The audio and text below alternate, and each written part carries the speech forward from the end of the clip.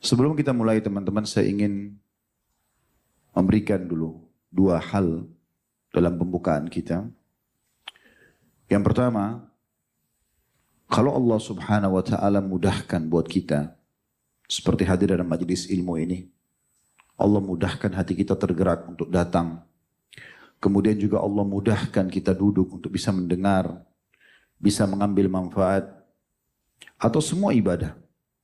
Bisa sholat tadi berjamaah maghrib, sebelumnya mungkin antum juga menyempurnakan dengan 3 sholat wajib yang lain. Tadi asar, duhur dan juga subuh. Apalagi kalau disempurnakan dengan beberapa ibadah sunnah. Apalagi kalau antum bisa diberikan oleh Allah SWT kesempatan melakukan hal-hal sunnah dari zikir pagi petang, membaca beberapa ayat Al-Quran, bertegur sapa dengan sama muslim, mengucapkan salam dan segala macam ibadah.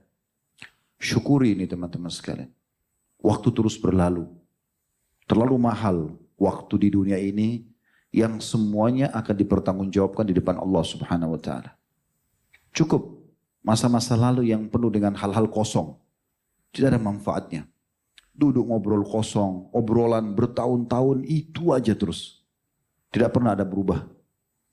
Antum bisa lihat, seringkali kita duduk sama beberapa teman-teman yang diceritakan mungkin sudah 30 tahun, 40 tahun atau mungkin 20 tahun, 10 tahun berturut-turut cerita itu aja. Yang kita sudah bosan dan sudah tahu sebenarnya. Kenapa hanya sebatas ini? Ada sebuah riwayat Al-Baihaqi. Kata Nabi SAW, makna hadisnya, orang-orang mukmin yang masuk ke dalam surga pun akan menyesali waktu-waktu mereka di dunia yang mereka tidak gunakan untuk zikrullah. Sudah masuk ke dalam surga, masih nyesal. Kenapa dulu ada waktu tidak dipakai untuk ibadah kepada Allah? Perbaiki diri, segera benahi, segera maksimalkan waktu. Jangan sia-siakan. Ini mungkin yang pertama yang saya ingin sampaikan. Maka di saat Allah Subhanahu wa taala mudahkan kita bisa mengerjakan ibadah, bersyukur kepada Allah dan jaga itu. Serta cukuplah masa-masa lalu yang terus kita lalai, berbuat maksiat. Jangan lagi terjerumus. Karena dosa itu untuk dipelajari dan dijauhi. Bukan dicoba. Gak perlu antum bilang babi itu haram, tapi saya mau coba dulu rasanya bagaimana. Gak perlu. Zina itu haram, bagaimana rasanya zina itu? Khamar itu haram, bagaimana khamar itu? Gak perlu. Karena dia memang untuk dipelajari dan dijauhi. Kalau perintah-perintah agama, termasuk yang Allah halalkan, dipelajari untuk diterapkan, dinikmati. Itu benar. Itu konsep dasarnya. Hal yang kedua teman-teman sekalian berhubungan dengan masalah majelis ilmu yang saya ingin sampaikan sebelum masuk ke materi kita. Ada banyak di antara ikhwah kita demam judul. Lihat judul ceramah, kalau menarik datang. Kalau tidak menarik nggak datang. Atau ini judulnya kayaknya saya sudah pernah tahu ini. Udah nggak usah datang. Ini demam judul. Penuntut ilmu tidak ada demam judul. Para ulama salaf dulu, mereka berulang-ulang mempelajari tentang ayat-ayat tauhid sampai belasan puluhan tahun berulang-ulang. Mereka terus mendengarkan tentang keutamaan sholat malam berpuluh-puluh tahun. Karena tujuannya bukan judul. Tujuannya adalah mengejar keutamaan majlis. Antum sekarang di majlis ilmu seperti ini, demi Allah ada malaikat yang hadir. Begitu Nabi SAW sampaikan. Membawa rahmat. Dan kalau ikhlas datang, kata Nabi SAW dalam banyak hadis, siapa yang keluar ikhlas menuntut ilmu, maka dia seperti mujahid di jalan Allah. Siapa yang keluar ikhlas menuntut ilmu, maka dia mendapatkan pahala haji lengkap. Haji lama waktunya, setahun sekali hanya bisa dikerjakan, biayanya besar. Antum dapatkan hanya dengan hadir seperti ini. Jangan demam judul. Ada juga orang demam ustadz. Oh ustadznya fulan hadir. Kalau ustadznya yang lain enggak, saya enggak mau hadir. Kenapa? Tujuannya bukan ustadznya. Bukan orangnya. Bukan orang yang menyampaikan. Tapi apa yang disampaikan. Kalau itu benar, terima. Dari siapapun itu. Ada sebagian ulama hadis dulu. Dia kalau berbicara, suaranya agak kecil. Dan maaf kalau dia berbicara, ludahnya mercik sana sini. Tapi para penuntut ilmu di masanya tidak pernah mau luput duduk di depan. Sampai kadang-kadang selesai materi penuh dengan ludah. Iya. Saya alhamdulillah tidak begitu, tapi ada seperti itu sampai mereka nulis itu sampai menahan. Tapi karena tujuannya ilmu, bukan yang menyampaikan. Ilmunya ini mahal. Ada di antara mereka yang tidak ada waktu yang dia sisipkan, tidak ada waktu yang dia sia-siakan, sampai dalam kondisi jalan saja, berjalan saja, tetap minta faedah apa yang bisa diambil. Begitu.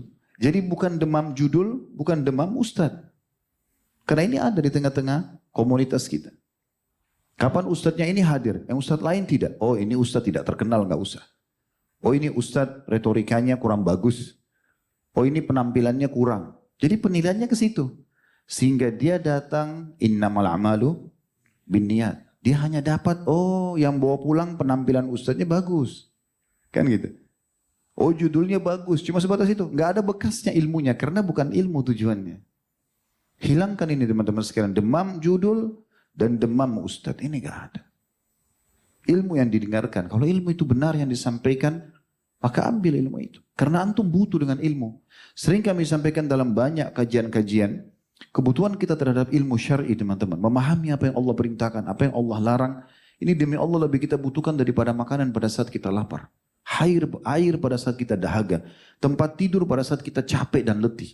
Karena memang nanti ilmu agama akan membantu kita. Mana makanan yang boleh, mana tidak boleh, mana minuman boleh, mana yang tidak boleh. Mana tempat tidur yang boleh, mana tidak boleh. Ilmu agama ini lebih kita butuhkan.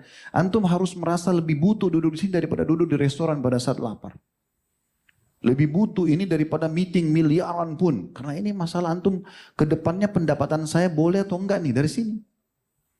Pergaulan dan segala macam hal.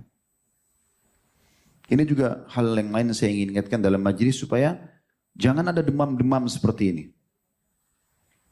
Tema kita malam ini teman-teman bukan tema yang asing, masalah bakhil. Tapi antum bukan kejar tema.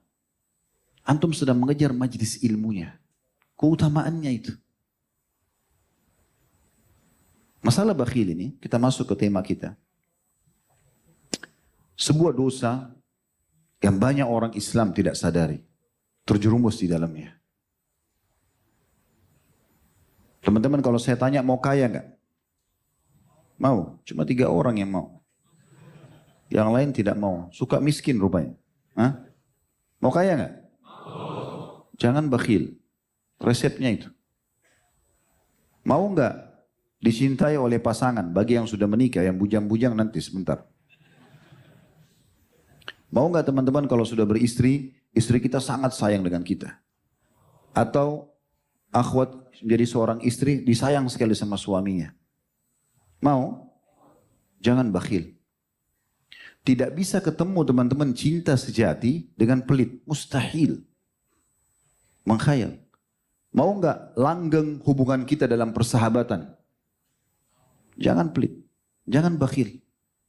Tidak bisa langgeng persahabatan kalau masih perhitungan, nggak bisa. Antum bayangkan kalau antum berteman dengan seseorang, apa saja dia yang duluan ingin membayar. Dia yang ingin mentraktir, suka memberikan hadiah. Enak nggak berteman sama orang begini? Nah, jadikan diri antum seperti itu. Supaya orang nyaman dengan kita. Makanya pernah ada orang datang kepada Abdullah bin Mas'ud radhiyallahu anhu, kemudian dia mengatakan begini, saya mencintai anda karena Allah. Kata Abdullah bin Mas'ud, kau sudah tahu syaratnya? Dia bilang apa syaratnya? Beliau mengatakan, kantongku adalah kantongmu. Kantongmu adalah kantongku. Mananya apa? Siap. Saya pakai uangmu, kamu pakai uang saya. Orang itu mengatakan, saya belum siap. Kata Abdullah bin Mas'ud, cari orang lain. Begitu prinsipnya. Jadi pondasi dasar persahabatan sejati, dermawan dulu, nggak boleh bakhil. Pondasi dasar rumah tangga langgeng bahagia, dermawan. Partner bisnis, pemimpin dengan bawahannya. Kalau ada pemimpin dermawan, disukai oleh masyarakat. Suka bagi, suka memberi. Tapi kalau bakhil, pasti dijauhi. Begitu juga dengan masyarakat. Royal dengan pemimpinnya juga sama. Dan seterusnya. Ini mukaddimah kita untuk memahami teman-teman. Kenapa bakhil itu jadi dosa? Karena memang merusak hubungan dengan Allah. Allah nggak ciptakan kita untuk pelit. Orang Allah aja maha mulia, maha dermawan, suka memberi. Orang kafir pun masih diberi rezeki oleh Allah SWT. Maka ini bisa mengundang rahmat Allah SWT dengan dermawan dan justru murka Allah kalau bakhil. Begitu juga hubungan dengan makhluk itu akan baik kalau kita dermawan dan akan rusak kalau kita bakhil. Jelas sampai sini? Ini pembukaannya. Bagi teman-teman yang masih mengatakan, oh tadi kan temanya bakhil saya sudah tahu. Udah tahu belum ini? Ya. Atau mungkin kebersamaan kita duduk bersama di majelis ilmu ini sepertinya tidak bisa antum beli dengan nilai apapun. Ini hari kiamat teman-teman, kalau antum melihat kesempatan emas yang Allah kasih seperti ini, hadir di majelis ilmu, ibadah bersama, dan seterusnya, sholat berjamaah, apa saja ibadah, kita rasanya ya berharap kembali ke dunia hanya untuk ini saja. Karena nikmatnya. Teman-teman saya tanya, kalau seandainya menit ini antum meninggal, kita meninggal. Saya atau antum, kita meninggal. Lalu kemudian di saat malaikat maut sudah akan mencabut ruh, dikasih kesempatan. Sekarang Allah memberikan kesempatan kepadamu setengah jam. Masih bisa tambah setengah jam. Apa yang antum lakukan? Hah? Masih cari restoran favoritnya? Masih mau duduk ngobrol sama teman? Buang-buang waktu di mall? Masih mau ribut sama orang? Walaupun orang itu jahat sama kita, masih mau ribut sama dia? Di waktu setengah jam saja. Kita sudah tidak mau. Bahkan kumpul biologi sama istri pun mungkin kita tidak mau. Setengah jam itu, gak bakal kita sia-siakan. Masih mau meeting yang miliaran? Gak ada lagi. Antum ambil ibrah, pelajaran dari situ. Ternyata kalau Allah masih memberikan saya kesempatan setengah jam saja, dan itu tidak mungkin terjadi. Karena Allah mengatakan, فَإِذَا جَاءَ أَجَلُهُمْ la yastakhiruna sa'atan wa la yastaqdimun. Kalau ajal sudah datang tidak akan dimajukan, tidak akan diterlambatkan sesaat pun tidak. Tapi ini kita rasionalkan, kalau seandainya Allah kasih kesempatan. Tidak ada lagi orang mau kembali ke makanan favoritnya, biologisnya, nongkrong sama teman-temannya. Lalu apa yang dia mau dalam setengah jam itu? Dia berharap bisa taubat kepada Allah. Dia berharap bisa sujud. Dia berharap bisa minta maaf dengan orang yang telah dia sakiti. Dia berharap bisa sedekahkan semua uang di rekeningnya. Itu yang antum harap kalau antum meninggal. Nah sekarang mumpung belum meninggal, itu targetnya. Yang lain ini pernak-perniknya itu hiasan dunia. Ini yang kita butuh ini. Kita butuh ini.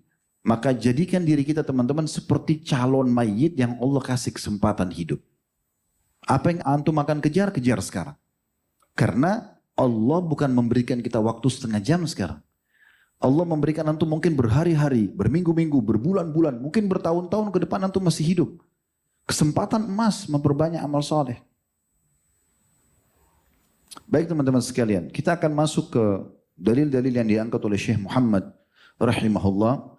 Saya langsung masuk ke dua bab di sini ya. Bab tentang bakhil, pelit, dan bab uqubat bukhul atau hukuman bagi sifat bakhil. Ini dua bab yang beliau pisahkan, tapi kita akan satukan. Seperti biasa saya akan bacakan dulu dari dalilnya, kemudian kita akan panjang lebar menambahkan faedah insyaAllah. Kalau yang pegang bukunya ada di halaman 86, dosa ini ya. Dalil yang pertama diangkat dalam surah An-Nisa ayat 37. A'udzu billahi minasyaitonir rajim. Alladzina yabkhaluna wa ya'muruna an-nasa bil bukhli wa yaktumuna ma atahumullahu min fadli wa a'tadna lil kafirina 'adzaban muhina. Orang-orang yang bakhil plus lagi menyuruh orang lain berbuat bakhil. Ada orang begitu, dia enggak mau sedekah kepada orang miskin, lalu pas temannya memberi, enggak usah, jangan kasih itu masih mampu. Ngajak orang lain bakhil juga. Dan menyembunyikan karunia Allah yang telah diberikan kepada mereka. Maksudnya apa? Dusta. Ada orang utang, ada orang minta bantuan, oh saya enggak punya. Padahal punya. Menyembunyikan apa yang Allah berikan kepada mereka. Dan kami menyediakan untuk orang-orang kafir siksa yang menghinakan. Kufur nikmat, bakhil, siksa yang menghinakan. Berarti memang dari sini kita sudah pernah jelaskan dosa-dosa besar itu tanda-tandanya adanya ancaman. Apakah laknat, apakah murka Allah, apakah siksa kubur, apakah azab neraka. Nah, itu yang menyebabkan dia ya jadi dosa besar. Kemudian diangkat juga surah Al-Ma'arij ayat 24 sampai 25. Tentu ini yang kita bacakan dulu dalil yang beliau sebutkan ya. Nanti akan kita coba sistematiskan. Lebih di manage sebentar poin demi poin setelah ini insya Allah. Surah Al-Ma'arij ayat 24 sampai 25. Ini lawannya orang bakhil. Orang yang dermawan. Walladzina fi amwalim hakkum ma'lum lis-sa'ili wal mahrum. Dan orang-orang yang dalam hartanya tersedia bagian tertentu bagi orang miskin. Setiap terima gaji, setiap ada uang, pasti dia sisipkan tanpa harus tunggu orang minta, sudah disisipkan. Ini yang Allah puji. Saya pernah jelaskan di pertemuan yang lalu ya, yang sebelum pandemi waktu itu, kalau sempat ada yang mengikutinya. Jadi beda teman-teman pahala, kita bersedekah pada saat ada orang minta, dan kita beri, beda sekali pahalanya dengan orang yang sengaja keluar mencari orang-orang miskin itu. Kalau antum programnya, poin yang pertama, maksudnya hanya mau bersedekah di saat ada orang minta, maka ini sulit ini. Karena kalau antum tinggal di satu komplek yang elit, keluar dari rumah, lewat security, langsung ke kantor, ataupun antum langsung ke masjid, kapan antum ketemu orang miskin? Tapi poin yang kedua adalah antum yang memprogramkan seperti ayat ini. Melowongkan harta khusus memang untuk orang-orang miskin. Memang sudah disisipkan. Memang sengaja keluar cari orang miskin itu. Itu yang Allah bilang. Dan orang-orang yang dalam hartanya tersedia bagian tertentu bagi orang-orang miskin. Yang meminta dan orang yang tidak mempunyai apa-apa atau tidak mau meminta. Jadi bukan hanya orang minta saja. Orang yang tidak minta pun dikasih. Justru ada sebagian orang yang karena punya kemuliaan diri gak mau minta. Padahal dia susah. Nah ini butuh antum cari mereka. Tidak bisa kita tunggu mereka datang. Mereka gak akan datang. Ada orang subhanallah tanggung sekian orang anak. Hidupnya susah. Rumahnya mungkin di pinggir kali. Tapi gak pernah mau ngemis sama orang. Mulia dia berjualan, dagang. Orang-orang seperti ini butuh dibantu. Kemudian beliau mengangkat dalil dari Jabir, dia berkata bahwasanya Rasulullah sallallahu alaihi wasallam bersabda, "Man sayyidukum ya Bani Salamah?" Siapa pemimpin kalian wahai suku Salamah? Qalu Al-Ja'd bin Qais. Mereka menjawab Al-Ja'd ibn Qais. Ala anna nubakhiluhu. Namun kami mendapatinya bakhil. Qala wa ayyuda'in adwa'u minal bukhul. Maka Nabi SAW mengatakan penyakit jiwa apa yang lebih parah daripada bakhil.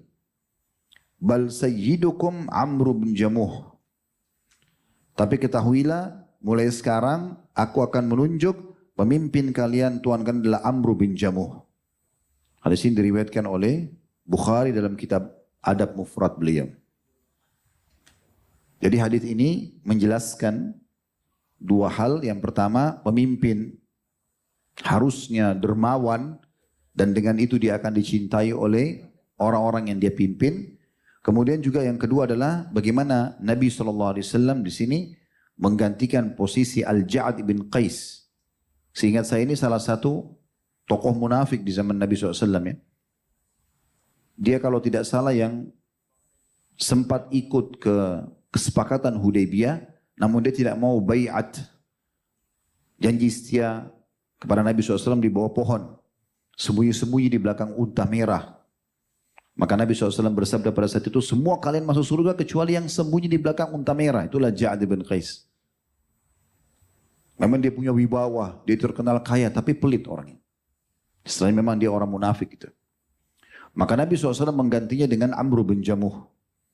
Amr bin Jamuh seorang yang saleh yang mati syahid di salah satu peperangan di masa Nabi SAW. Kemudian di bab setelahnya beliau mengangkat juga surah Al-Imran ayat 180.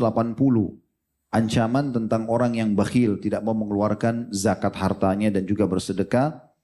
Sayutawwaquna ma bakhilu bihi yaumal qiyamah. Harta yang mereka bakhil itu, yang mereka tidak keluarkan, akan dikalungkan kelak di lehernya pada hari kiamat. Jadi dia tabung-tabung, simpan-simpan, gak mau keluarin itu akan menjadi siksaan buat dia nanti pada hari kiamat. Juga sebuah riwayat yang diangkat oleh beliau, hadis riwayat Bukhari dan Muslim, dari hadis Asma binti Abi Bakar radhiyallahu anhuma, Nabi SAW bersabda, "Wala tu'i fayu'i Allahu alaiki." Jangan pernah engkau menahan harta, maksudnya bakhil, dalam memberi, sehingga Allah pun akan membalas yang semisalnya kepadamu. Jelas makna lafaz hadisnya. Kalau kamu dermawan, royal di jalan Allah, Allah akan royal kepadamu. Kalau kau bakhil, Allah pun akan tahan. Allah pun akan tahan. Di sini dikatakan, maka Allah akan membalas yang semisalnya kepadamu. Allah juga akan menahan karunia-Nya. Juga dalam hadis yang lain, irdihi yurdahu laki. Lapangkanlah dalam memberi nafkah, sedekah, longgarkan sebanyak mungkin, semampu mungkin, akan dilapangkan juga untukmu. Maksudnya Allah akan memberikan kepadamu banyak jalan keluar dari permasalahan-permasalahan yang sedang kau hidupi atau lalui. Juga beliau mengangkat sabda Nabi SAW, hadis yang masyhur riwayat Bukhari, yang kalau pagi hari tiba, maka dua malaikat turun ke langit bumi, ya, kemudian atau ke bumi, kemudian berkata, salah satunya mengatakan, Allahumma a'ti mumsikan talafa. Ya Allah, karuniakanlah orang yang menahan hartanya kerugian, kehancuran, kebinasaan. Kata Ibnu Hajar rahimahullah, kehancuran dan kebinasaan di dirinya dan hartanya. Dan malaikat yang satu lagi mengatakan, wa'ati mumfikan khalafa. Dan berikanlah orang yang berinfak pengganti. Nah ini dalil-dalil yang diangkat oleh Syekh Muhammad rahimahullah. Sebenarnya teman-teman sekalian, dengan cukup membacakan dalil ini sudah cukup bagi kita. Karena sangat jelas ayat-ayat Al-Qur'annya, hadis-hadis Nabi alaihi salatu wassalam. Tapi insya Allah kita akan coba tambahkan dengan beberapa informasi. Semoga ini akan menambah ilmu buat kita. Ada hal yang menarik yang disampaikan oleh Abu Hatim rahimahullah. Ini tambahan informasi, kita sudah mulai tambahkan faedah-faedahnya. Beliau mengatakan, bakhil itu adalah sebuah pohon di neraka. Bakhil itu adalah sebuah pohon di neraka. Sedangkan ranting-rantingnya ada di dunia. Siapa atau barang siapa yang bergelantungan pada salah satu dari ranting-ranting itu, ranting pelit, dari semua lini kehidupannya. Ada orang dermawan di satu sisi tapi pelit di satu sisi. Sama saja, dia seperti sedang bergelantungan di ranting-ranting yang membawanya ke neraka. Kata beliau, sedangkan ranting-rantingnya, banyak aktivitas kita, ada di dunia. Barang siapa yang bergelantungan pada salah satu dari ranting-ranting pelit atau bakhil itu, niscaya akan menjerumuskannya ke dalam api neraka. Jadi artinya tidak boleh kita dermawan satu sisi, pelit di satu sisi. Memang sekaligus, sekalian. Mau jadi dermawan aja, nggak usah setengah-setengah. Kalau mau jadi orang baik teman-teman dan menikmati kebaikan itu, 100% harus hijrah. Gak bisa, harus betul-betul 100% maksimal. Mau mulai sekarang sholat malam, maksimal sholat malam udah. Maksimal ya, hijrah tinggalkan pekerjaan haram, maksimal semuanya maksimal. Gak bisa setengah-setengah. Yang buat banyak orang kembali kepada kemaksiatan, kenapa? Karena setengah-setengah. Tidak bisa, harus 100% hijrah. Itu dicontohkan oleh para sahabat radhiyallahu anhum. Pada saat mereka masuk Islam, mereka hijrah, udah totalitas di situ. Nah sama ini, kalau kita tinggalkan bakhil, harus totalitas. Jadi dermawan langsung totalitas.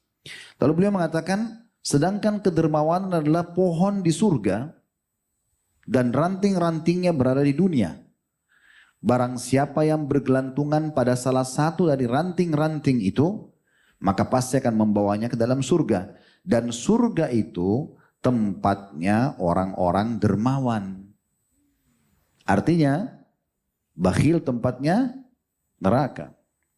Ya.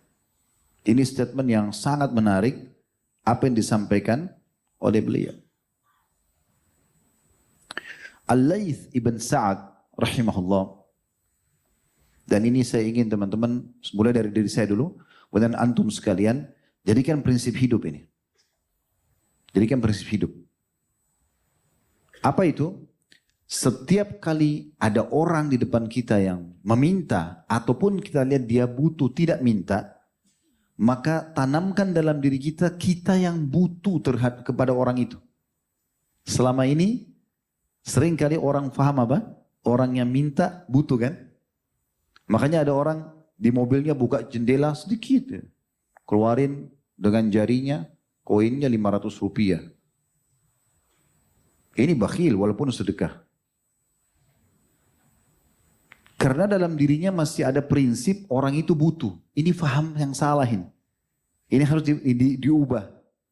Kita harus ubah teman-teman sekalian. Kalau kita yang butuh kepada orang miskin itu. Karena kalau tanpa dia kita nggak dapat pintu sedekah. Kalau tanpa mereka kita nggak punya kesempatan untuk meraih pahala sedekah. Makanya beliau mengatakan, barang siapa yang telah mengambil dariku suatu sedekah ataupun hadiah, maka hak dirinya atas diriku adalah lebih besar daripada hak diriku atas dirinya.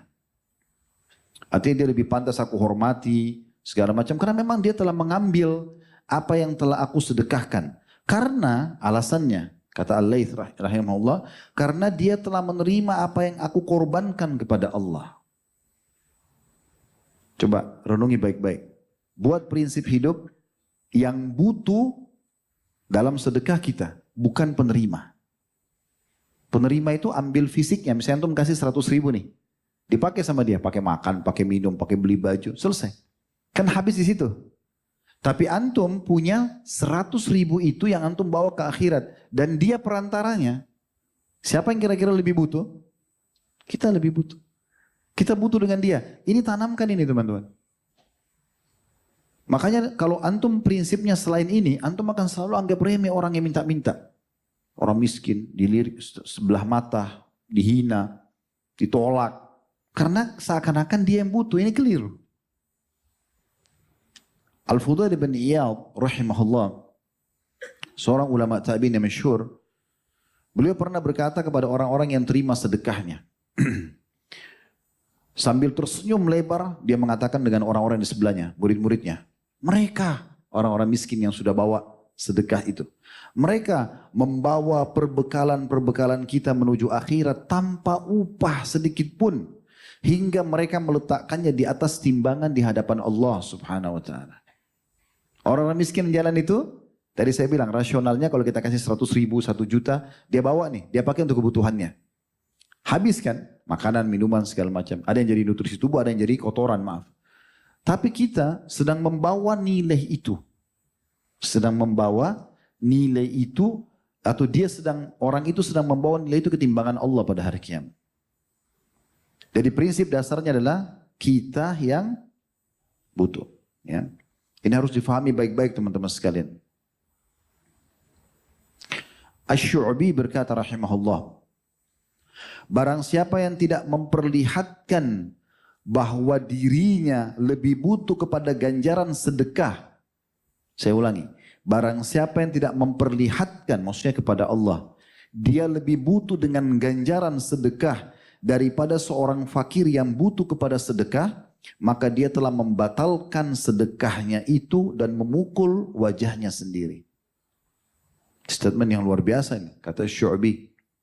Barang siapa yang tidak memperlihatkan kepada Allah bahwasanya dia butuh dengan sedekah itu, lebih butuh daripada orang miskin terhadap sedekah itu, maka dia telah membatalkan sedekah.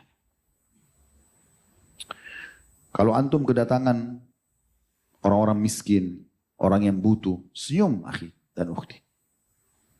Ramah dengan mereka. Jangan sakiti perasaannya. Allah yang menggerakkan dia datang kepada antum dan akhirnya antum punya kesempatan untuk itu.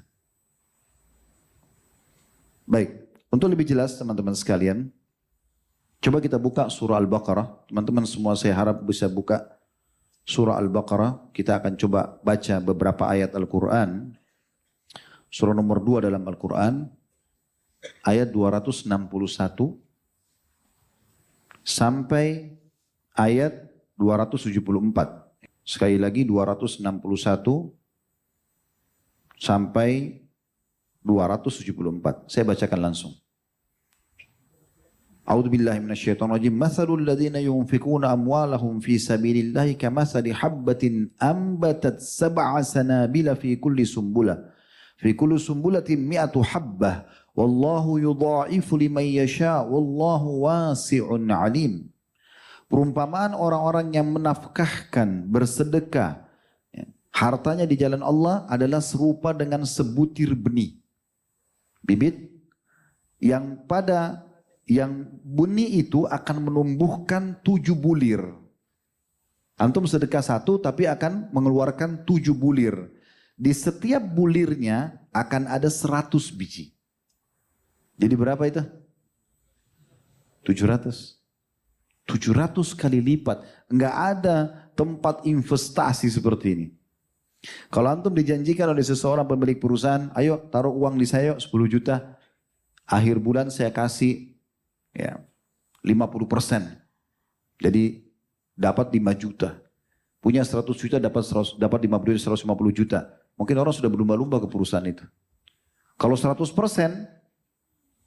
investasi 100 juta dapat 100 juta lagi. 1 bulan mungkin antum tetap akan terima. Oh 1 bulan sebentar gitu. Allah subhanahu wa ta'ala menjanjikan teman-teman di saat antum sudah berikan di jalan Allah itu. Di kotak amal masjid kah, orang miskin kah, kepada kerabat kah, kepada orang tua kah, pada para penuntut ilmu kah, siapa saja.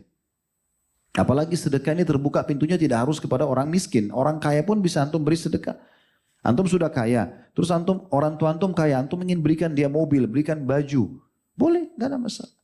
Terbuka sekali, gitu kan? Maka itu langsung dijanji oleh Allah Subhanahu wa taala di Al-Baqarah 261, ingat ayat ini, dengan 700. Kemudian Allah menyebutkan nih, tapi syaratnya ada. Apa syaratnya? 262. Alladzina yunfikuna amwalahum fi sabilillahi thumma la yutbi'una ma anfaqu mannan wala adhan lahum ajrum 'inda rabbihim wala khaufun 'alaihim wala hum yahzanun.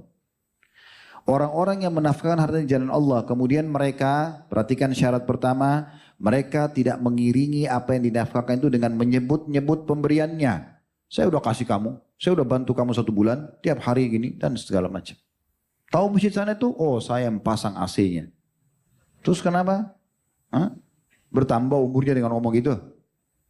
Itu di sana, oh pesantren sana saya yang pasangin keramiknya. Terus gemuk dengan bicara begitu.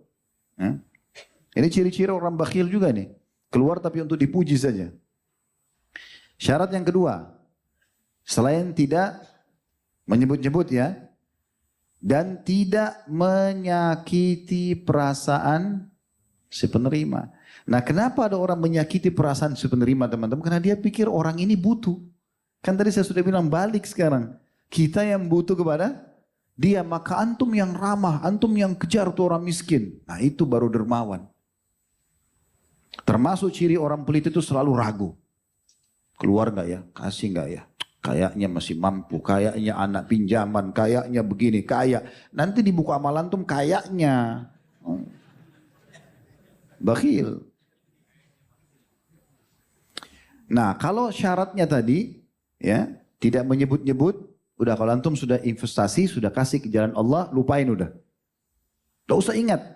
Sudah ada sekretaris, ada malaikat yang catat, gak usah ingat-ingat. Antum gak butuh manajemen khusus, akuntansi untuk hitung, gak usah. Udah ada malaikat yang catat. Kemudian tidak menyakiti perasaan penerima, kata Allah, mereka itulah, atau mereka memperoleh pahala di sisi Tuhan mereka, tidak ada kekhawatiran terhadap mereka, dan tidak pula mereka bersedih hati. Tadi, pahala 1 benih membuat akhirnya 7 bulir, ya, dan seterusnya. Kemudian ayat 263-nya, kalau seandainya kita betul-betul tidak punya, apa yang harus kita lakukan? Kata Allah, qaulun ma'rufun wa maghfiratun khairum min shadaqatin yatba'u hadza wallahu ghaniyyun halim. Perkataan yang baik, yang santun. Kita betul-betul tidak punya, orang minta, maaf ya, saya belum bisa bantu sekarang, mungkin nanti. Ah ini orang nggak tahu, saya juga orang butuh nih. Untuk apa ngoceh begitu? Manfaatnya apa? Udah nggak kasih ngoceh. Allah bilang, perkataan yang baik dan pemberian maaf lebih baik daripada sedekah yang diiringi dengan sesuatu yang menyakitkan perasaan si penerima. Allah maha kaya lagi maha penyantun. Coba lihat Allah kayak berbicara dengan kita. Live. Baik, ayat 264-nya. Ya ayyuhalladzina amanu la tubtilu sadaqatikum bil manni wal adha kalladhi yunfiqu malahu ria'an nasi wa la yu'minu billahi wal yawmil akhir. فمثله كمثل صفوان عليه تراب فأصابه وابل فتركه صلدا لا يقدرون على شيء مما كسبوا والله لا يهدي القوم الكافرين. Hai orang-orang beriman, Allah ajak kita. Kalau sudah mau terapin ini, mau dapat balasan dari aku, kata Allah, hai orang beriman, janganlah kamu menghilangkan pahala sedekahmu dengan menyebut-nyebutnya. Allah ulangi lagi. Syarat tadi pertama, dan jangan menyakiti perasaan si penerima, seperti orang yang menafkahkan hartanya karena riya. Yang suka marah-marah sama orang miskin itu riya. Ya? Dan tidak beriman kepada Allah dan hari kemudian. Dia tidak mengejar pahala itu. Maka perumpamaan orang itu seperti batu licin yang di atasnya ada tanah. Antum bayangkan sebuah batu yang licin, agak runcing gitu, kemudian ditaruh pasir, tanah di atasnya. Maka kan tanah itu nggak bisa tahan, pasti akan jatuh. Nah seperti itu hasil sedekah mereka. Tidak cukup situ, Allah mengatakan kemudian batu itu ditimpa dengan hujan yang lebat. Lalu menjadilah dia bersih tanpa tanah. Maksudnya tidak ada pahalanya sama sekali. Mereka tidak menguasai sesuatu pun dari apa yang mereka usahakan. Maksudnya tidak ada hasilnya. Dan Allah tidak memberi petunjuk kepada orang-orang kafir. Ayat 265-nya. وَمَثَلُ الَّذِينَ يُنْفِقُونَ أَمْوَالَهُمْ ابْتِغَاءَ مَرْضَاتِ اللَّهِ وَتَثْبِيتًا مِنْ أَنْفُسِهِمْ كَمَثَلِ جَنَّةٍ بِرَبْوَةٍ أَصَابَهَا وَابِلٌ فآتت أكلها ضعفين فإن لم يصبها وابل فطل والله بما تعملون بصير. Perumpamaan orang-orang yang membelanjakan hartanya karena mencari keridhaan Allah, karena ikhlas dan untuk keteguhan jiwa mereka, maksudnya supaya mereka tetap dalam keadaan beriman, seperti sebuah kebun yang terletak di daratan tinggi yang disiram oleh hujan lebat, maka kebun itu akan menghasilkan buahnya, hasil panennya 2 kali lipat. Jika hujan lebat tidak menyiraminya, maka hujan gerimis pun sudah memadai. Dan Allah maha melihat apa yang kamu perbuat. Jadi kalau orang bersedekah teman-teman, ini syaratnya juga 2 ini. Yaitu memang dia bersedekah karena mencari ridha Allah. Dan yang kedua untuk keteguhan jiwa. Supaya kita betul-betul tetap dalam keadaan iman kita. Kemudian ayat 266-nya. Ayawaddu ahadukum an takuna lahu jannatun min nakhilin wa anabin tajri min tahta al-anharu lahu fiha min kulli thamarati wa asabahu al-kibar wa lahu dhurriyyatun du'afa'u fa asaba i'sarun fi narun fahtaraqat kadzalika yubayyinu Allahu lakumul ayati la'allakum tatafakkarun. Apakah ada salah seorang di antaramu yang ingin mempunyai kebun kurma dan anggur yang mengalir di bawahnya sungai-sungai? Dia mempunyai dalam kebun itu segala macam buah-buahan. Kemudian datanglah masa tua pada orang itu sedangkan dia mempunyai keturunan yang masih kecil-kecil. Maka kebun itu ditiup angin keras yang mengandung api. Lalu terbakarlah. Demikianlah Allah menerangkan ayat-ayatnya kepada kamu supaya kamu memikirkannya. Makna ayat ini, artinya jangan kalian terus numpuk-numpukin harta sampai lupa berinfak. Sampai akhirnya masa tua datang dan kematian datang baru kemudian menyesal. Akhirnya harta tersebut bisa menjadi hal-hal seperti yang dibakar. Tidak ada nilainya. 267-nya, ya ayyuhalladzina amanu anfiqu min thayyibati ma kasabtum wa mimma akhrajna lakum minal ard wa la tayammamul khabitha minhu tunfikuna wa lastum biakhidhi illa an tughmidu fi wa'lamu annallaha ghaniyyun hamid. Hai orang-orang beriman, nafkahkan di jalan Allah sebagian dari hasil usahamu yang baik-baik. Kemudian kita masuk ke syarat ketiga. Tadi syarat yang pertama adalah tidak menyebut-nyebut, syarat kedua tidak menyakiti perasaan si penerima. Sekarang yang ketiganya, dan janganlah kamu memilih yang buruk-buruk. Ini syarat yang ketiga, sedekahnya. Jangan pilih yang buruk-buruk lalu kamu nafkahkan darinya. Hasil panen yang busuk-busuk itu yang disedekahkan. Sisa-sisa makanan yang sudah tidak bisa dimakan, expire baru disedekahkan. Ya. Baju sudah sobek-sobek baru disedekahkan. Ya. Jangan kalian memilih yang buruk-buruk lalu kamu nafkahkan daripadanya. Padahal kamu sendiri kalau dikasih tidak mau mengambilnya melainkan dengan memincingkan mata terhadapnya. Dan ketahuilah bahwasanya Allah maha kaya lagi maha terpuji. Lalu ayat 268-nya Allah menjelaskan. Sebenarnya yang membuat orang banyak tidak mau bersedekah karena godaan ini. Siapa dia? Syaitan. Allah bilang asyaitanu ya'idukumul faqra wa ya'murukum bil fahsya. Wallahu ya'idukum magfiratan minhu wa fadla wallahu wasi'un alim. Syaitanlah yang menakut-nakuti kamu dengan kemiskinan. Kalau sedekah nanti kamu mau makan apa, nanti kamu mau ini, nanti kamu mau itu. Jadi selalu ragu, hanya tidak sedekah-sedekah. dan menyuruh kamu berbuat kejahatan. Makna kejahatan sini adalah kekikiran, bakhil yang sedang kita bahas. Sedangkan Allah menjanjikan dengan sedekah itu untukmu ampunan daripadanya dan karunia, rezeki yang luas. Dan Allah maha luas karunianya lagi maha mengetahui. Kalau ada yang faham ini, Allah sebutkan di ayat 269-nya, dia telah diberikan hikmah, pemahaman yang baik dari Al-Quran dan Sunnah. Yu'til hikmata man yasha' wa man yu'tal hikmata faqad utiya khairan katsira wa ma yadhakkaru illa ulul albab. Allah menganugerahkan al-hikmah atau kepahaman dalam tentang Al-Quran dan Sunnah kepada siapa yang dikehendakinya, termasuk mau bersedekah tadi, memahami ayat-ayat ini. Dan barang siapa yang dianugerahi hikmah, yang benar-benar telah dianugerahi karunia yang banyak, dan hanya orang-orang berakal lah yang dapat mengambil pelajaran. Kita lanjutkan tadi membaca surah Al-Baqarah, surah nomor 2, ayat 261 sampai 274. Dan kita masuk ke ayat 270-nya. Bunyinya, Syaitanirrajim, wa ma anfaqtum min nafaqatin aw nadartum min nadrin fa innallaha ya'lamu wa ma lidh-dhalimin min ansar. Apa saja yang kamu nafkahkan atau apa saja yang kamu nazarkan, kecil ataupun besar, maka sungguhnya Allah mengetahuinya. Orang-orang yang berbuat zalim, tidak ada seorang penolong pun baginya. Maksudnya, orang yang tidak bersedekah ini, dia zalimi dirinya sendiri. Karena peluang untuk meraih rahmat Allah, peluang untuk menambah tambahan rezeki, peluang untuk dicintai oleh manusia hilang. Ayat 271-nya, in tubdus sadaqati fa ni'immahi wa in tukhfuha wa tu'tuha al-fuqara'a fa huwa khairun lakum wa yukaffiru 'ankum min sayyi'atikum wallahu bima ta'maluna khabir. Jika kamu menampakkan sedekahmu, kayak kita lagi mendapatkan ada orang miskin pinggir jalan, terpaksa kita harus kasih di depan orang. Maka itu baik sekali. Tidak ada yang salah. Kecuali orang memang sengaja riak gitu kan. Dan jika kamu menyembunyikannya di saat ada kesempatan itu tidak dilihat oleh orang, dan kamu berikan kepada orang-orang fakir, maka menyembunyikan itu lebih baik lagi bagimu. Dan Allah akan menghapuskan dengan sedekah itu dari kamu sebagian kesalahan-kesalahanmu.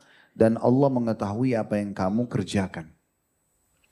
Ayat 272-nya. Laisa 'alaika hudahum walakinnallaha yahdi man yasha' wa ma tunfiqu min khairin fali anfusikum wa ma tunfiquna illa ibtigha'a wajhillah wa ma tunfiqu min khairin yuwaffa ilaikum wa antum la tudhlamun. Bukanlah kewajibanmu menjadikan mereka mendapat petunjuk, hai Muhammad. Begitu juga para dai, para ulama, mereka tidak punya tugas untuk memaksakan hidayah pada orang-orang. Cukup menyampaikan, diterima, alhamdulillah. Tidak terima ya mereka rugi sendiri. Allah menyebutkan itu pada Nabi Muhammad SAW. Akan tetapi Allah lah yang memberi petunjuk atau dalam kurung memberi taufik kepada siapa yang dikehendakinya. Dan apa saja harta yang baik yang kamu nafkahkan di jalan Allah. Makna baik adalah yang halal dan ikhlas. Maka pahalanya itu untuk kamu sendiri. Dan janganlah kamu membelanjakan sesuatu melainkan karena mencari keridhaan Allah. Bukan karena mau dipuji orang. Dan apa saja harta yang baik yang kamu nafkahkan, niscaya kamu akan diberi pahalanya dengan cukup. Sedangkan kamu sedikit pun tidak akan dianiaya atau dirugikan. 273-nya. Lil fuqara'il ladina uhsiru fi sabilillahi la yastati'una darban fil ardi yahsabuhumul jahilu agniya'a minat ta'affufi ta'rifum bisimahum. Ta'rifum bisimahum la yas'aluna an-nasa ilhafa wa ma tunfiqu min khairin fa innallaha bihi alim. Berinfaklah kepada orang-orang yang fakir, yang terikat di jalan Allah. Mereka tidak dapat berusaha di muka bumi. Para mujahidin, para orang-orang yang tertindas, orang-orang penuntut ilmu yang tidak bisa bekerja mencari nafkah, berinfak kepada mereka. Orang yang tidak tahu menyangka mereka itu adalah orang-orang kaya karena memelihara diri dari meminta-minta. Tadi saya bilang ini ada orang yang mulia. Dia miskin tapi dia nggak pernah mau minta. Nah orang-orang seperti ini harus dijadikan target sedekah kita. Kamu kenal mereka dengan melihat sifat-sifat mereka. Kelihatan dari penampilannya, kelihatan dari sendalnya yang dia pakai, kelihatan dari ya rumah yang dia tinggal. Ya. Mereka tidak meminta kepada orang secara mendesak. Dan apa saja harta yang baik yang kamu nafkahkan di jalan Allah, maka sungguhnya Allah maha mengetahuinya. Ayat terakhir 274-nya, jadi dari ayat 261 sampai 274 semuanya masalah sedekah. Alladzina yunfikuna amwalahum bil-laili wan-nahari sirran wa 'alaniyatan falahum ajrum 'inda rabbihim wa la khaufun 'alaihim wa la hum yahzanun. Orang-orang yang sibuk menafkahkan hartanya, bersedekah di malam dan di siang hari, secara tersembunyi ataupun terang-terangan, tergantung kondisi dan keadaannya. Maka mereka mendapat pahala di sisi Tuhan mereka, tidak ada kekhawatiran terhadap mereka, dan tidak pula mereka bersedih hati. Ya, jadi dari ayat-ayat ini sudah jelas bagaimana Allah subhanahu wa ta'ala memerintahkan agar kita dermawan dan menjauhi sifat bakhil. Abdul Aziz bin Umair, ini kita sudah tinggalkan tadi surah Al-Baqarah, kita tambahkan beberapa perkataan salaf berhubungan dengan masalah ini. Abdul Aziz bin Umair rahimahullah berkata, solat itu akan menyampaikan dirimu setengah perjalanan. Sementara puasa menyampaikan dirimu ke pintu sang raja. Dan sedekah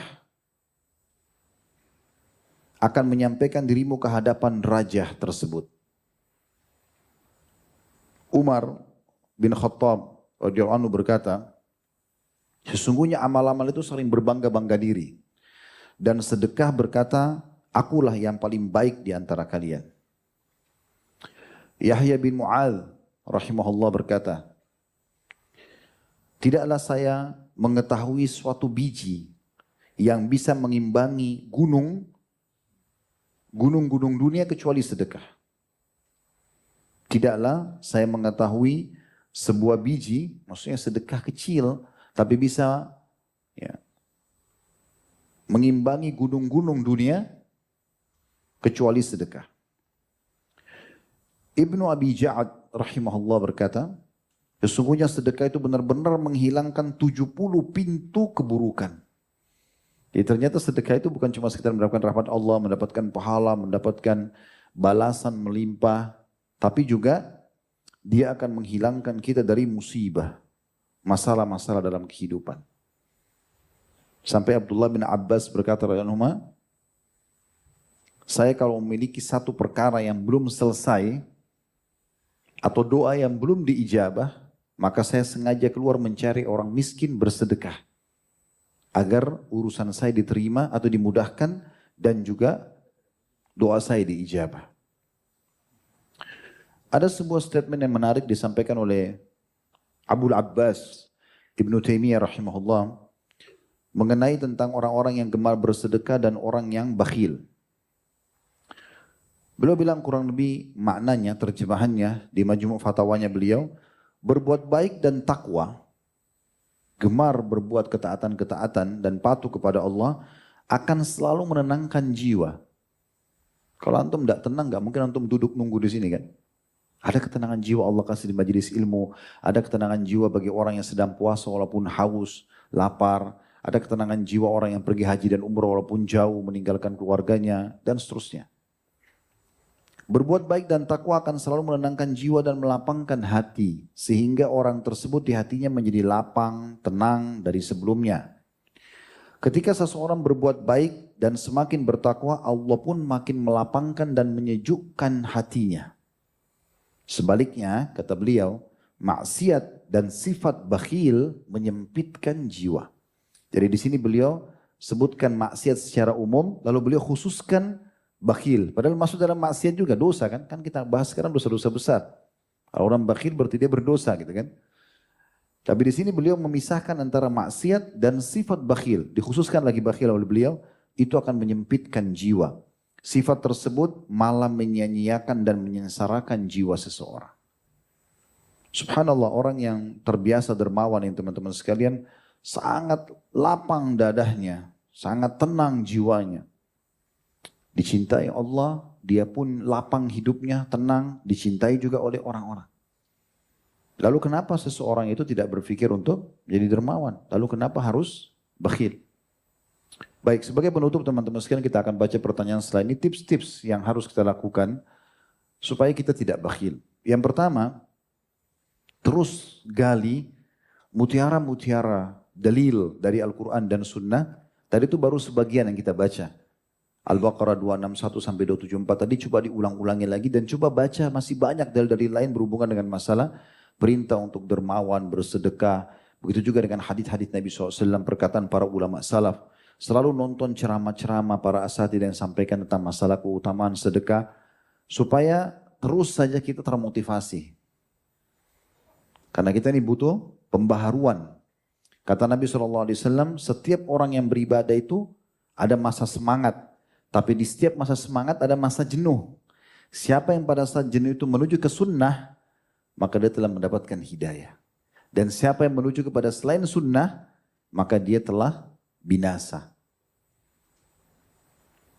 Jadi ini yang pertama tipsnya, bagaimana kita membaca keutamaan-keutamaan, terus gali mutiara-mutiara dari Al-Quran dan juga hadis Nabi SAW dan perkataan para salafus salih tentang masalah sedekah, supaya selalu motivasi kita.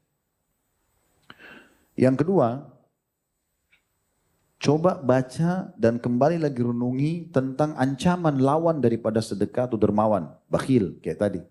Oh ternyata dosa ini, bukan cuma sekedar tidak disukai oleh orang, tapi kita berdosa kalau kita bakhil. Tidak mau mengeluarkan di jalan Allah. Saya tidak pernah bisa berpikir teman-teman bagaimana rumah tangga seseorang, suami istri itu bisa langgeng kalau si suaminya perhitungan sama istrinya, istri perhitungan sama suami. Bahkan kadang-kadang ada hitung-hitungan, kamu punya utang, kamu punya utang. Ini padahal sudah satu pakaian. Allah menggambarkan suami istri itu libas. Kenapa masih seperti ini? Kenapa enggak si suami mengatakan, udah pakai aja enggak apa-apa. Kenapa enggak istri mengatakan, oh enggak apa-apa pakai aja. Itu sedekah yang afdal. Sampai pernah istrinya Abdullah bin Mas'ud radhiyallahu anhu ingin bersedekah. Lalu dia mengatakan kepada Abdullah bin Mas'ud, coba saya mau sedekah, siapa yang saya kasih? Kebetulan istrinya orang mampu, beliau orang susah. Lalu beliau mengatakan, kenapa enggak kasih ke saya saja? Lalu kemudian kata istrinya, coba tanyakan ke Nabi SAW. Kata Abdullah bin Mas'ud, engkau saja yang tanya, karena ini hajatmu gitu, jangan saya. Ya. Maka istrinya datang kepada Nabi SAW dan menanyakan, lalu Nabi membolehkan dia memberikan kepada suaminya. Bagaimana bisa dikatakan ini, saya cinta padamu, saya sayang, tapi perhitungannya luar biasa. Apalagi ini yang muka-muka mau poligami ini. Kalau bicara poligami luar biasa, tapi bakhil. Mana bisa? Nah, mustahil itu cuma mengkhayal. Ya. Begitu poligami senyum semua. Walaupun tidak berani melangkah. Jadi itu yang kedua, gali lagi ancaman bakhil itu. Diapakan sih gitu? Tadi kan akan dikalungkan harta itu pada hari kiamat, gitu kan? Coba juga renungi sabda Nabi SAW, siapa di antara kalian yang ingin dia kelola hartanya sendiri? Daripada ahli waris yang kelola, kata para sahabat, ya Rasulullah, semua kami ingin kami yang kelola harta kami. Kata Nabi SAW, yang kalian sedekahkan semasa hidup itu yang kalian kelola. Karena kalian bawa ke akhirat. Dan yang kalian tabung terus, gak pernah disedekahkan, itu yang kalian tinggalkan buat ahli waris. Belum tentu mereka keluarkan buat kita. Yang ketiga, coba terapi, teman-teman sekalian. Terapi dermawan. Caranya gimana? Mulai dulu bersedekah dengan hal-hal yang sering kali setiap hari antum pakai, antum makan. Jangan sedekah dengan sesuatu yang Allah sebutkan. Jangan tayammamul khabith. Memilih-milih yang buruk, kemudian bersedekah. Padahal sebenarnya kalau kita kasih diri kita sendiri, kita nggak mau menerima. Kita seperti memincingkan mata tadi Allah mengatakan. Coba terapi. Dari makanan yang kita makan, setiap harinya yang minuman kita minum, pakaian yang kita kenakan, apalah sendal, sepatu dan segala macam ini, coba benda yang sama sedekahkan. Kalau ada yang bisa dibagi dari makanan, bagi. Nabi Ibrahim AS dapat julukan ayahnya para penjamu tamu karena setiap kali istrinya hidangkan makan, nggak pernah makan sendiri. Pasti dia buka pintu, siapa saja lewat dipanggil. Kenal nggak kenal? Untuk makan bersama. Kalau antum langsung tutup. Kadang-kadang yang unik ini ada orang tua. Ya. Begitu dia habis masak ibu-ibu, mungkin kesukaannya bisa goreng kah, apalah tempe goreng. Begitu anaknya lewat, jangan sentuh. Punya ibu. Atau ayah beli belanja bulanan, taruh minuman, yogurt, apa di kulkas. Marah-marah sama anaknya, nggak boleh sentuh. Anaknya sendiri dia pelit. La haula wala quwata illa billah. Nah ini butuh terapi nih. Terapi, jadi bagaimana kita berusaha coba memberi. Bahkan kalau perlu kita berikan kepada orang, kita sendiri tidak menikmatinya, nggak apa-apa. Untuk terapi dulu. Latihan. Jadi saat kita beli minuman, memang cuma bisa satu itu, ada orang lebih butuh, kasih ke dia. Itu kan yang terjadi di perang Yarmuk yang 3 sahabat akhirnya semua mati syahid gara-gara kehausan. Udah berdarah-darah, gitu kan. Kemudian mereka kehausan, begitu ada yang antar minum, begitu mau diminumkan, dia dengar ada seorang lain di sana juga mengeluh haus, dia suruh antar dulu ke sana. Padahal sudah dia butuh sekali. Begitu mereka itu.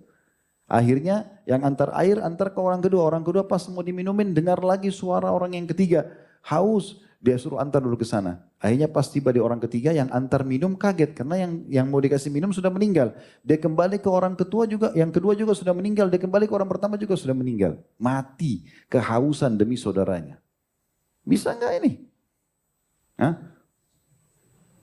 Ya bakhil. Karena jawabannya bisa kecil. Enggak ada semangat memperbaiki. Jadi bagaimana luar biasa mereka mendoakan orang lain. Ini terapi, harus pelan-pelan. Termasuk dalam terapi ini adalah coba bersedekah yang belum pernah antum sedekah. Misal kita biasa sedekah Rp2.000, sekarang naik ke 5.000. Tingkatkan 5.000 naik ke 10.000, naik ke 100.000. Pokoknya makin besar makin bagus. Ingat, mau mendapatkan ikan paus butuh kapal tanker. Ikan paus pakai kail, bagaimana bisa?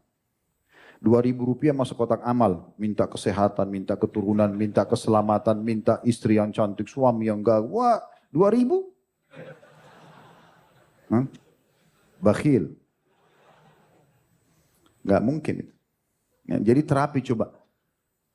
Yang terakhir teman-teman sekalian berdoa sama Allah. Supaya dihidupkan dalam kondisi dermawan. Ini Allah cintai, pahalanya besar, melimpah rezeki antum. Plus lagi disukai oleh manusia. Kenapa antum tidak mau? Sa'ad radhiyallahu anhu terkenal sangat dermawan, pemimpin orang-orang Ansar di Madinah, dan dia jadikan doanya itu rupanya. Ini pernah kita jelaskan di Tabligh Akbar serial sahabat pada saat menjelaskan tentang beliau. Beliau menjadikan doa, ya Allah, muliakan aku ini, ya, dengan banyak harta melimpah yang aku sedekahkan di jalanmu. Dan betul-betul melimpah sekali hartanya. Dia nikmati itu, bersedekah itu. Tapi minta kepada Allah subhanahu wa ta'ala. Tidak pernah saya temukan teman-teman orang yang dermawan ini miskin. Hampir semua Masya Allah yang suka memberi pasti hidupnya luar biasa berkah. Bahkan Allah berikan keberkahan di harta yang mereka sedekahkan. Yang disedekahkan pun kepada orang itu berkah lagi, cukup dan bisa dipakai untuk banyak kegiatan. Ada beberapa saudara-saudara kita Masya Allah muslimin di Indonesia yang dititipkan hartanya ke yayasan kami. Pada saat saya sendiri alokasikan itu, saya sampai melihat depan mata, saya tahu orang ini ikhlas justru karena tiba-tiba terbuka pintu-pintu ke orang-orang yang kita mau bantu yang tepat sasaran, yang tadinya belum pernah terfikir gitu. Bagaimana Allah berkahi hartanya dia, mungkin kalau dia kasih sendiri juga tidak ke situ gitu. Tapi Allah berkahi dan tidak habis-habis uang itu disedekahkan ke sana, sedekahkan ke sini, sampai masih banyak sisanya. Kuasa Allah, Allah berikan seperti itu.